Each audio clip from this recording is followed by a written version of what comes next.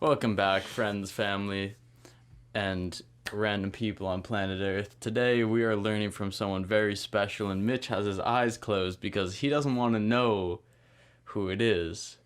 Yeah. But it's actually a video that he recommended. Eh? Hey? Eh? So now we got him thinking. Wait. Who's it gonna be? We'll just. I'm honestly a little scared now that you said that, because there's one in particular that's gonna make me cry if I see it right now. I think it's gonna be that one. Oh no! No! It's that one. No. So today we are learning from Maya Angelou, and this is, I think, just the interview type speech she gave, called Love Liberates. Good one. There's a tongue There's twister. a video that I did a while back called something about unconditional love, and I just came back to it recently because it pertained to a point in my life in a relationship I was in, and I have called it now because I watched this video, Love Liberates. Called what? Love Liberates. Called the poem. Oh, But I didn't have a title for it, so that's what it's cool. called now. We should retitle the video. We should, let's do it. All But right. we'll check that out if you want. It's on this channel, called Love Liberates. Holy moly. All right, let's ride. Oh, I am grateful to have been loved and to be loved now and to be able to love, because that liberates. Love liberates. It doesn't just hold. That's ego. Love liberates. When my son was born, I was 17. My mother had a huge house, 14-room house. At 17, I went to her and said, I'm leaving. She asked me, you're leaving my house? And she had live-in help. I said, yes. I found a job, and I've got a room with cooking privileges down the hall, and the landlady will be the babysitter. She asked me, you're leaving my house? I said, yes, ma'am. And you're taking the baby? I said, yes. She said, all right, remember this. When you step over my door sill, you've been raised. You know the difference between right and wrong. Do right.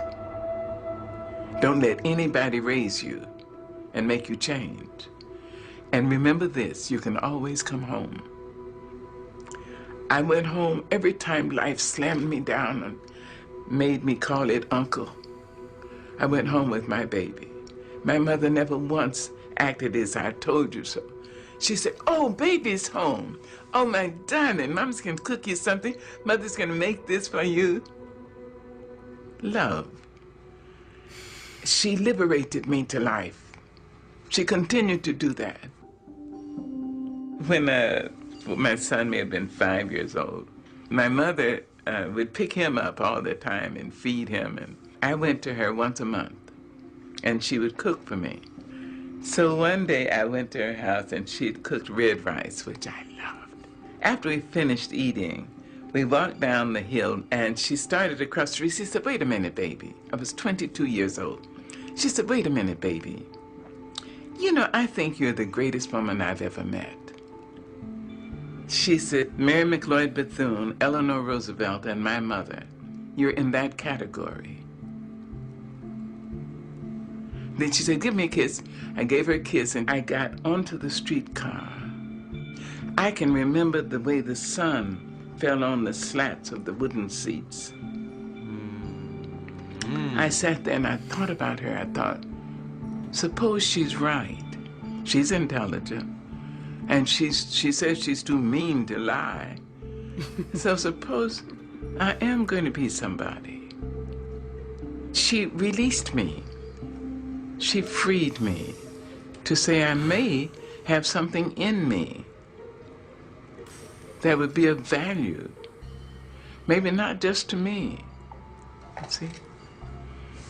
That's love.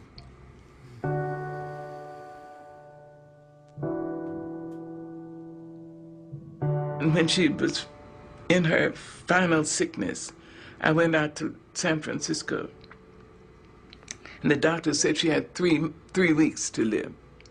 I asked her, would you come to North Carolina? She said yes. She had emphysema and lung cancer. I brought her to my home. She lived for a year and a half. And when she was finally in extremis, she was on oxygen and fighting cancer for her life. And I remembered her liberating me. And I said, I hope I'll be able to liberate her. She deserved that from me. She deserved a great daughter, and she got one. So in her last days, I said, now, I understand that some people need permission to go. As I understand it, you may have done what God put you here to do. You were a great worker. You must have been a great lover, because a lot of men, and if I'm not wrong, maybe a couple of women, risk their lives to love you. You were a piss-poor mother of small children, but you were a great mother of young adults. And if you need permission to go, I liberate you. I went back to my house, and something said, go back. I was in my pajamas. I jumped in my car and ran, and the nurse said, she's just gone. You see, love liberates. It doesn't bind. Love says, I love you. I love you if you're in China. I love you if you're across town. I love you if you're in Harlem. I love you. I would like to be near you. I'd like to have your arms around me. I'd like to hear your voice in my ear. But that's not possible now, so I love you. Go.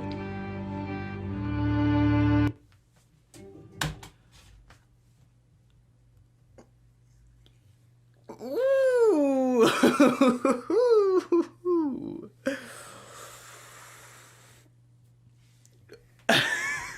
Bro.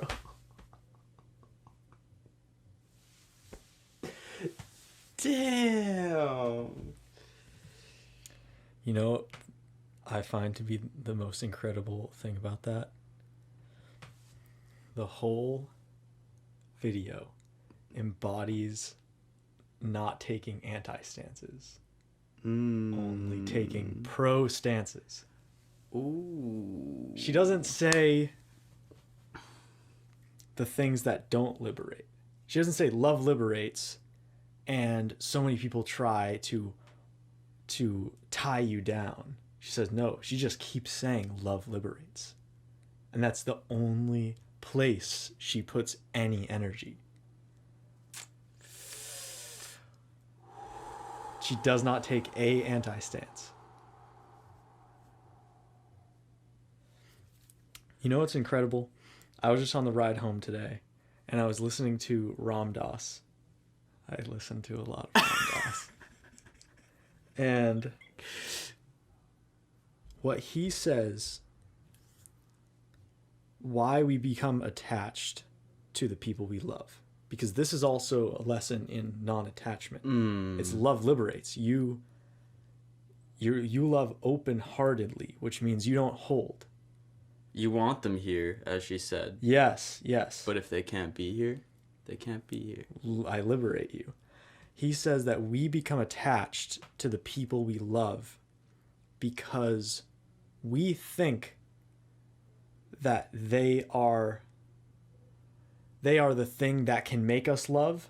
But what it really does is those people, he says, are the vehicle to which we can awaken within ourselves the place in us that is love. That is exactly what Sadhguru says too about love. Wow. Yeah. And it's like the power in having that freedom to liberate. It doesn't just liberate the other person, it also means that you are liberated. Oh, yeah. You know, because there's, you know, this, it's such an interesting dynamic when you have like people you love around you. And then we're going through a time like this right now because we're moving in a few weeks and a bunch of our friends are moving out of the area because it's an end of college type thing.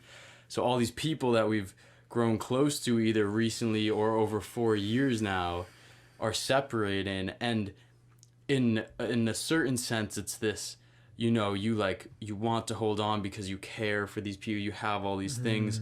But at the same time, when you are releasing and when you are giving that openness, there is all this space that emerges of all this different type of love from different new things that are coming in constantly. And it's like this apartment, you know, is like something we've put love into for the last 2 years. And now we're moving into a new space. And it's like with that, all of this leaves, but all the things we learn here and all this energy that we've built comes with us into this next space that is now a new area of love. And it's just like it's this, just the image of someone like a Gandhi type character who like doesn't carry anything with them is, I feel like, the epitome of something like this. Like if you are just so, you have just, what is the thing that they say, one of the teachers says this about Jesus. Oh, he lost himself in love. He lost himself in love. That's how he meditated. Yeah. He lost himself in love. Because another thing that I was listening to earlier by Ram Dass is like, he was saying, your heart does not know separateness. Your real heart doesn't know dualism. Your mind tries to control the heart and makes it an enemy. But your heart is completely open. Your heart doesn't know what private property is. Your heart doesn't know that things are separate. And so when you're able to tap into your heart, it can be incredible. One other thing that this video brought up for me was the idea of seeing other people as their highest self. You know, like the way that her mom was like, when she came back, or when she was leaving, she was first like, you know, right and wrong. You know how to do these things that we've learned. Empowering her. And then whenever she came back, it was never a I told you so moment, as she said. It was a, you are this amazing thing, and I am still here supporting you. And then that one time she was talking about leaving, and her mom was like, you might be the most incredible woman I've ever met. And then you think, wow, there's this KRS-One video that we come back to quite frequently. Yes. It's in our reactions. You should check it out if you haven't before. KRS-One, this hip-hop legend, talking about like the power of the soul and what you really are. But he's talking about the power of perception, and how if you look at somebody else as God, then they either have the choice to rise to that feeling of godliness inside of them, or to turn away from it. But you have opened the door to them of being God. You either deny God or become God. And think about that when her mom goes, I see you at the level of these other like ascended humans, you know? And then she's sitting there like, and what hit so hard was when she said that right after that moment, she can remember what the wood on the train cart looked like with the sun coming through. And it's like, think about how when you are at an emotional peak in your life, your memory becomes most gripping. And it's like, she just had this peak of, I am able to do this, and started to see herself as that thing. and then in that moment, because of that, had all these details absorbed into her. It's And like it reminds you that it's a feeling. It reminds you that it's not just like a...